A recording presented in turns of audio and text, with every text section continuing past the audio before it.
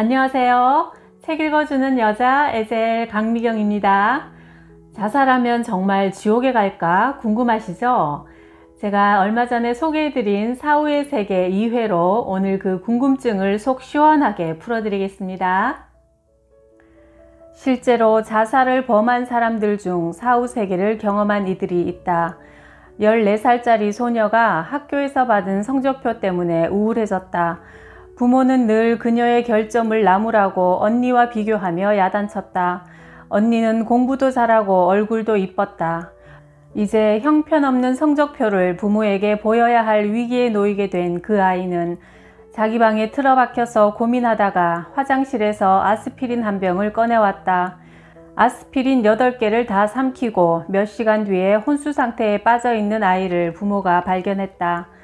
다행히 삼킨 것을 토해내고 아스피린이 대부분 속으로 흡수되지 않아서 몇 시간 뒤에 응급실에서 회복되었다. 그런데 토하던 중 한 번은 자기의 토사물을 들이켜서 성대 발작을 일으키고 호흡을 멈추었고 결국 심장마비를 일으켰다. 외부 심장 마사지를 실시하고 목구멍을 통해 호흡 튜브를 밀어넣자 곧 회복되었다. 그런데 심장마비를 일으키는 동안 그 애는 계속 소리쳤다. 엄마 살려줘요. 그들에게 빨리 나를 놓으라고 해요. 그들이 나를 아프게 해요. 나중에 의사들이 아프게 해서 미안하다고 했더니 그 아이는 의사들 때문이 아니라 악마들 때문이었다고 했다. 지옥의 악마들이 나를 놓아주려 하지 않았어요. 나는 돌아올 수가 없었어요. 아주 끔찍했어요. 그 아이는 그런 경험을 하고 살아난 뒤 우울증이 사라졌고 후에 전도사가 되어 가는 곳마다 지옥에서 구원받은 기쁨을 전하고 다녔다. 우울증에 시달리는 어느 50대의 가정주부의 이야기다. 아무도 나를 사랑하지 않았다. 남편과 애들은 나를 하인처럼 대했고 항상 그들의 뒤치다꺼리를 해주었는데도 감사는커녕 나를 투명인간 취급했다. 어느 날 밤 내가 울고 있는데도 아무도 귀를 기울이지 않았다. 나는 살고 싶지 않아 50알의 수면제를 삼켜버렸다.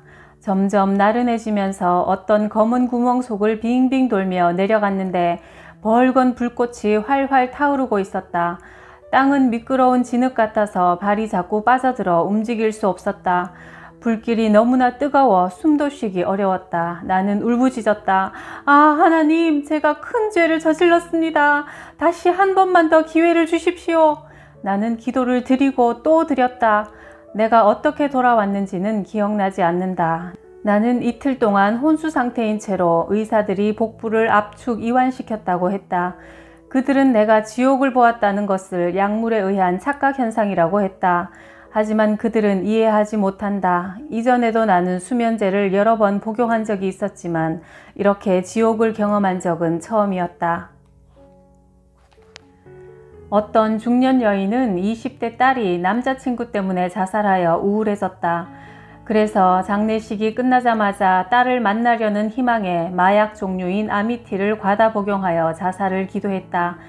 하지만 딸을 만나는 대신 무시무시한 동굴 속에서 깨어났는데 지옥인 듯한 곳에 자신이 와 있음을 깨달았다. 악마 같은 2마리 괴물이 그녀에게 달려들었다.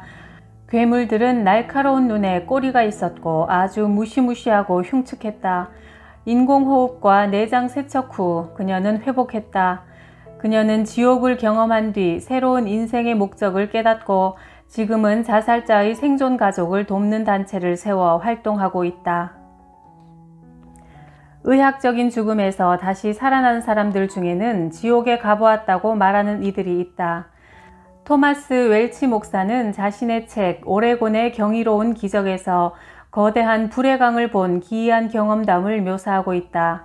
오레곤주의 목재 상사에서 일할 때 수면에서 150m 높이의 다리 위에 이리저리 얽힌 목재를 바로잡기 위해 다리 위를 걸어가다가 갑자기 나는 휘청거리면서 떨어졌다. 30m 아래에 있는 배들보에 머리를 부딪힌 뒤 물속으로 떨어져 버렸다. 사람들이 내 시체를 찾으러 수색에 나섰다. 1시간쯤 후 드디어 나를 찾아냈다. 이승의 인간 사회에서 생각할 수 있는 한 나는 죽은 상태였다. 그러나 나는 또 다른 세계에서 살아 있었다. 내가 죽어있던 그 짧은 1시간 동안 내 영혼이 육체를 벗어나 거대한 불바다의 해안선에 서 있었다. 성경의 요한계시록 21장 8절에 나오는 불과 유황으로 타는 연못, 이것은 인간이 볼 수 있는 가장 무시무시한 곳이었다. 나는 내가 살아오면서 겪은 어떤 일보다 그 운명의 1시간 동안 목격했던 일을 더 명확하게 기억한다. 나는 사납게 휘몰아치는 거대한 화염덩어리에서 조금 떨어진 곳에 서 있었다. 해안선에서 나는 내가 13살 때 죽었던 사람을 보았다. 그리고 나와 같이 학교에 다니다가 암으로 죽은 소년도 보았다. 우리는 비록 말은 하지 않았지만 서로를 알아보았다. 그들 역시 자기의 눈을 믿지 못하겠다는 듯 당황했고 경악과 혼란의 표정을 짓고 있었다. 그 광경은 너무나 엄청나서 말로는 도저히 표현할 수가 없다. 단지 그때 우리가 최후 심판의 증인이 되고 있었다는 것 외에는 달리 표현할 방법이 없다. 탈출할 수도 도망칠 길도 없었다. 하나님의 지시가 내려지지 않는 한 아무도 그곳을 빠져나올 수 없는 감옥이었다. 나는 이렇게 중얼거렸다. 내가 진작 이런 곳이 있는 줄 알았더라면 살아생전에 여기 오지 않을 수만 있다면 무슨 일이든 다 했을 텐데.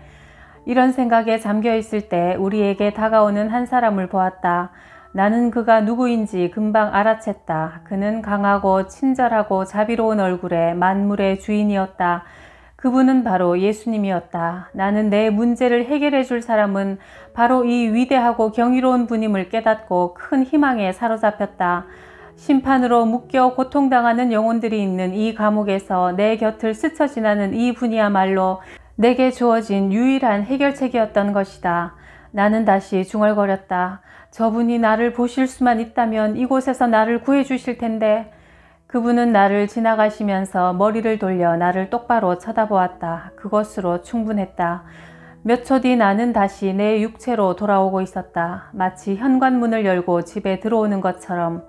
나는 가족의 기도 소리를 들을 수 있었다. 그리고 몇 분 뒤에 눈을 뜨고 그들에게 이야기를 했다. 나는 불의 연못을 보았고 영원 속에 생존하시는 예수님을 만났다. 요한계시록 20장 10절에서 다음과 같이 말하고 있다. 미혹하는 마귀가 불과 유황못에 던지우니 바로 이것이 내가 보았던 연못이며 최후의 심판날 이 세상이 끝날 때 우주의 모든 타락한 것들이 던져져서 영원히 파멸하게 되리라는 한 가지 점은 확실하다. 기도하는 사람이 있다는 것은 정말 다행이다. 나는 브로크 부인이 나를 위해 올린 기도를 들었다. 아, 하나님, 톰을 데려가지 마십시오. 그는 구원받지 못했습니다. 이내 구급차가 도착해서 나는 포틀랜드의 병원으로 옮겨졌다. 중환자실에 있는 사흘 동안 나는 밤낮으로 성령님과 계속 대화하며 내 과거 생활과 내가 겪은 일을 되새겨보았다. 나는 주님께 내가 남은 인생에서 어떤 일을 하기 바라시는지 물었다. 주님의 음성이 들려왔다. 네가 본 것을 모든 사람들에게 전하라.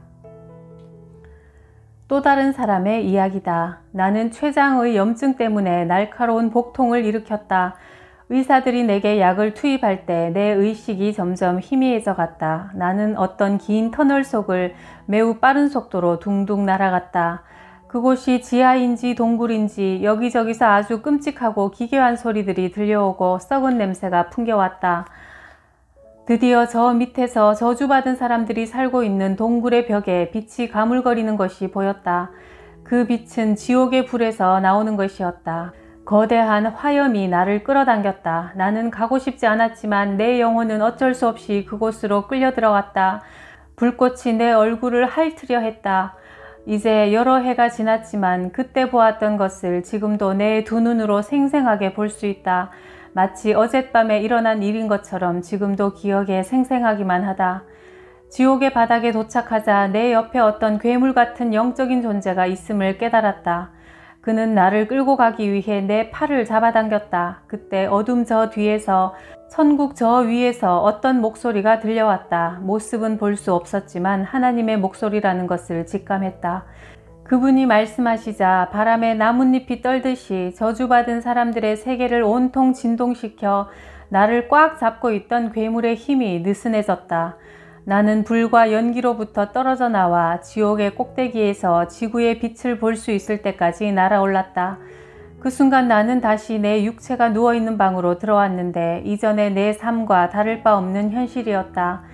나는 육체에서 이탈될 때와 마찬가지로 입을 통해 다시 내 몸속으로 들어왔다. 마치 바지 속으로 내 다리를 쑥 집어넣듯이.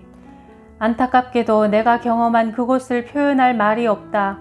사람들은 이 땅의 삶을 오직 자기 만족을 추구하는 데 허비하고 마치 지옥이 없는 듯이 살아간다.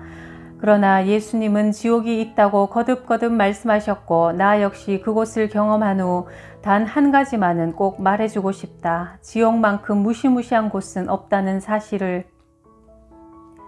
심장마비로 죽어가던 어느 크리스천 환자의 경우다. 나는 숨이 가빠지는 것을 느끼며 기절했다. 그러나 나는 내가 육체에서 빠져나가는 것을 느꼈다. 그리고 어떤 음침한 방에 들어서자 그 방의 한 유리창 속에서 나를 보고 있는 기괴한 형상의 거인을 보았다. 거인은 내게 따라오라고 손짓했다. 나는 가고 싶지 않았지만 어쩔 수 없었다. 방 밖은 어둠에 쌓여 있었고 내 주위 여기저기서 사람의 신음소리가 들렸다. 터널인지 동굴인지 어둠 속을 헤쳐나갈수록 주위는 점점 더 무서워져 나는 울었다. 그러자 어떤 이유에서인지 거인은 나를 풀어주고 다시 되돌려 보냈다. 나는 은총을 받았다고 생각했다. 그리고 나서 다시 병원 침대에 누워있음을 깨달았다. 이 경험이 내 인생을 바꾸어 놓았다. 보드 씨는 죽음의 천사와 맞부딪힌 경험을 말하고 있다. 내가 불량배들의 공격을 받아 죽도록 얻어맞고 발길에 채인 것은 1967년 1월 금요일 밤이었다. 병원에 실려와 수술실에 누워서 수술을 기다리고 있는 동안 나는 어떤 존재를 느끼고 올 것이 왔구나 생각했다. 그 다음 모든 것이 깜깜해졌다. 내 눈앞에 나의 지나온 생애가 영화처럼 지나가는 것을 지켜보았다. 내가 까맣게 잊고 있던 내가 인생에서 취한 모든 생각, 말, 행동이 주마등처럼 눈앞을 스쳐 지나가며 선명하게 떠올랐다. 나는 내 곁에 와 있는 존재에게 내가 누군지 그리고 그가 누구인지 물어보았다.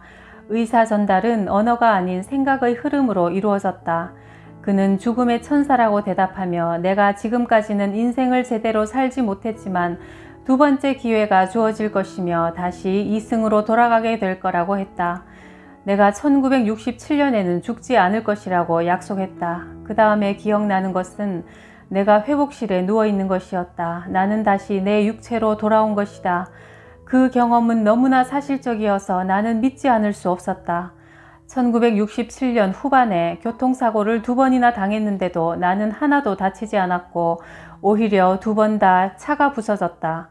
나는 천사의 말이 생각나 전혀 당황하지 않았다. 나는 미친 사람으로 몰리기 싫어서 이런 내 경험을 다른 사람에게 말하지는 않았지만 죽음의 천사를 만난 것은 완벽한 현실이었다. 어느 크리스찬의 경험이다. 그는 3번의 심장마비, 3번의 사후세계를 경험했다. 처음 경험은 끔찍했지만 나머지 2은 황홀했다. 내가 처음 정신을 잃었을 때 사람들 말에 의하면 내가 죽었었다고 했다. 내가 기억하는 것은 암흑 속으로 빠져들자 붉은 뱀들이 내 위를 기어다녔다. 한 마리를 떼어서 던져버리면 또 하나가 달려들었다. 정말 끔찍했다. 결국 나는 무엇에 끌려가 땅 위에 엎어졌고 또 다른 기는 물체들이 나를 괴롭히기 시작했다. 나는 소리치고 울부짖었지만 아무도 신경 쓰지 않았다. 나와 똑같은 궁지에 처해 있는 사람들이 내 주위에 많았다. 인간의 목소리들이 고통 속에 아우성치고 있었다. 내가 깨어나서 그곳을 탈출했다는 사실에 얼마나 감사했는지 아직도 생생히 기억난다. 가족들을 다시 보아서 정말 기뻤다. 그곳에 다시는 가고 싶지 않다. 그곳이 지옥의 출입구였다고 나는 확신한다. 2번째 심장마비 때는 간호사가 문을 열고 다른 간호사에게 소리를 치는 것이 기억난다. 빨리 와요! 레드포드 씨가 심장마비예요! 그 기억 후 모든 것이 다시 깜깜해졌고 의료진들이 내게 매달려 있는 광경을 보았다. 이상했다. 나 자신은 아주 기분이 좋았으니. 곧 나는 긴 터널을 통과해 갔는데 잠시 후 작은 점만한 불빛이 보이더니 계속 커지고 밝아져서 휘황찬란한 아름다운 빛으로 확산되었다. 그런 광경은 이전에 본 적이 없었다. 나는 초록빛 들판에서 죽은 형을 만났는데 그는 살아있었다. 그는 나를 만나서 무척 기뻐했고 우리는 팔짱을 낀 채 들판을 거닐었다. 하얀 울타리에 부딪혔는데 내가 그것을 넘어갈 수가 없었다. 어떤 힘이 내가 그 울타리를 넘어가지 못하게 막았다.